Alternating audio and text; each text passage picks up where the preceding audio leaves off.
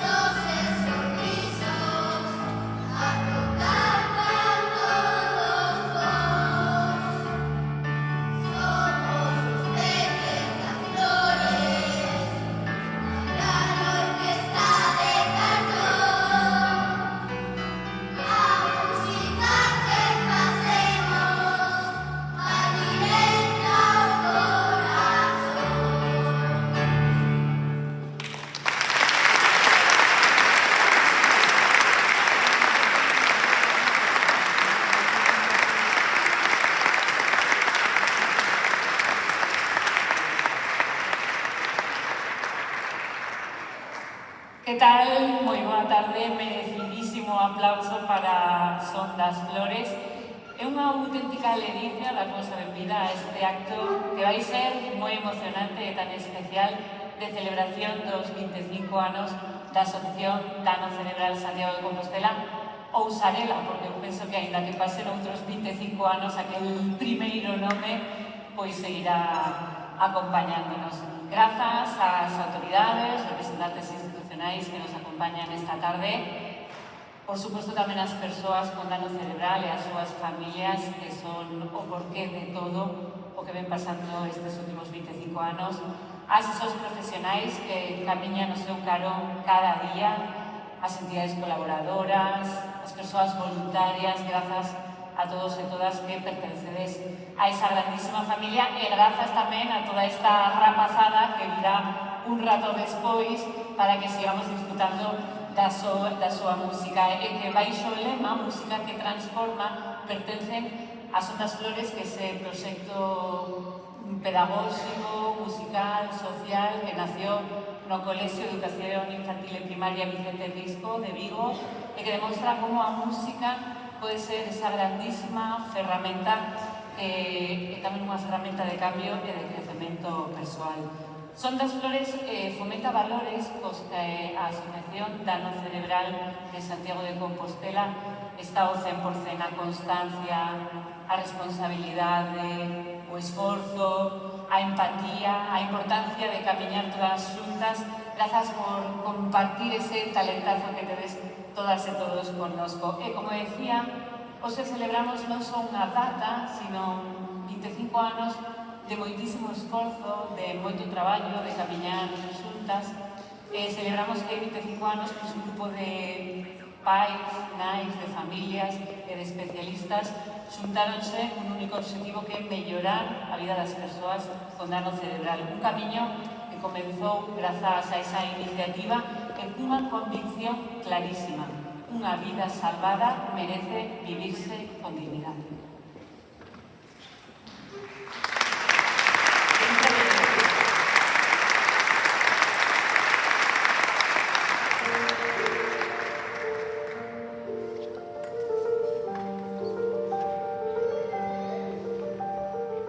Por desgracia, un fillo que tuvo un accidente, entonces vendo que non había ningún espacio para estas persoas, eu empecé a pensar a ver que se podía facer. Preguntei si aquí en Galicia había algo sobre o dano cerebral e dixeronme que de momento non, pero que sí que había un tal Miguel Anxo, que era un psicólogo do Hospital Clínico, e entón puxemos en contacto con él e a partir de aí empezamos ao que chegamos hoxe. Es a enormidade das afectacións, quer dizer, como a persoa ve comprometidas moitísimas dimensións do seu ser e como estende esa gravedade aos círculos afectivos que forman parte da súa vida. O proceso que seguían as persoas dentro do hospital era un proceso especialmente complicado e doloroso como consecuencia, en realidad, de como o hospital tiene organizada a súa vez a resposta. Facíanse cousas impresionantes, pero eso non redundaba, digamos, en algo que se fora percibido máis alá de salvar a vida, de salir algo da situación de apuro na que estaban, etc., como anunciaba un abandono que se producía tan pronto cruzaban a porta. Eu sabía que o resto das familias tiñan os mesmos problemas e as mesmas necesidades que tiña eu.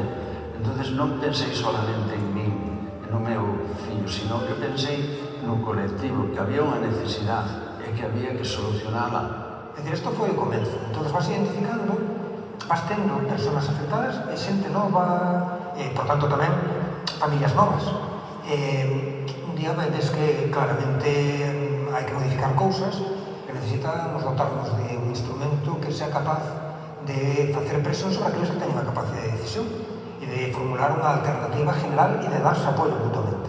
Era complicadísimo porque económicamente tampouco dispoñíamos de gran capital, entonces decidí que había que pedir un crédito para poder empezar a levar a cabo as reformas que necesitábamos, porque tiñamos o baixo, pero o baixo estaba limpio totalmente. Balboa creceuse no desenvolvemento do seu labor como presidente ao frente de Sarel e posteriormente creou tamén da Federación. Hai un grupo inicial, eu recordo que estábamos no primeiro ano, non dábamos al salido da mesa, que falábamos de proxectos, non dábamos a arrancar. Un día irá Balboa da Federación a nivel estatal e volverá con unha idea, que efectivamente a idea de montar un centro. E 5 personas nos endeudamos para ter a cantidad inicial para montar o primeiro centro de rehabilitación que tuvo en Rúa do Ceo. Pedimos un crédito que o valamos os 5 e, empezamos as obras hasta que pudemos inaugurar ese centro e a partir de aí dar un alivio grandísimo ás familias, que era realmente a necesidade que había, un espacio para poder levar as familias e que eles, por lo menos, tuveran unha calidad de vida que non a podían ter na casa. Eu fixen o mesmo que Balboa, andoume a mover e entón encontrei un amigo que me dixo que Balboa estaba empezando con a asociación de dano cerebral e entón eu recurrín a Balboa e non me parei, eu quería que o meu home mellorara de todas as maneiras e en decembro empezou a asociación a traballar. E o meu home foi un dos primeiros que empezou ali. Foi entrar ali e sentirme unha paz interior tremenda. O servicio de rehabilitación, que como nos chamamos é o servicio de atención especializada, nace con ese fin. Desde o principio se buscou que sempre houvese mellor atención, tanto para as persoas con dano cerebral, pero tamén para as súas familias. E que o modelo de intervención estivera basado na evidencia e que o traballo fora un traballo cun equipo interdisciplinar. Contamos desde terapeutas ocupacionais, fisioterapeutas, logopedas, neuropsicólogas, traballadoras sociais. Hai un primer momento que é a rehabilitación pola que nos apostamos dentro do principio Pero despois, todas as persoas que fomos atendendo ao longo dun ano, de 2 anos, que non recuperaban, foron tendo outra necesidade, a dun centro de día, non? A de poder estar todo o día, seguindo tamén con actividades e con un seguimento profesional. O centro de día é un dos servicios primeiros que se puxo en funcionamento, e ali no 2004, comenzando nun baixo que estaba situado na Rúa do Ceo. Este servicio naceu para poder atender as necesidades das persoas con daño cerebral que xa estaban nunha fase máis crónica e que seguían precisando de terapias e intervencións específicas para poder manter e preservar esas capacidades que ainda tiñan, e tamén para ser un espacio de respiro para as familias, un espacio de información, de orientación e de apoio tamén, sobre todo naquelas áreas nas que elas xa non tiñan ao mellor tanta capacidade de chegar a dar os apoios que necesitaban estas persoas nesta fase. Unha sorte de conocer a Rocío, díxame que abrir un centro ideal para Joaquín, e aquí estamos daquela, 25 anos aquí, moi contento de estar aquí, sabe? Foi delegar moita responsabilidade donde ti realmente descansas. Non eres consciente do todo o problema que tes encima.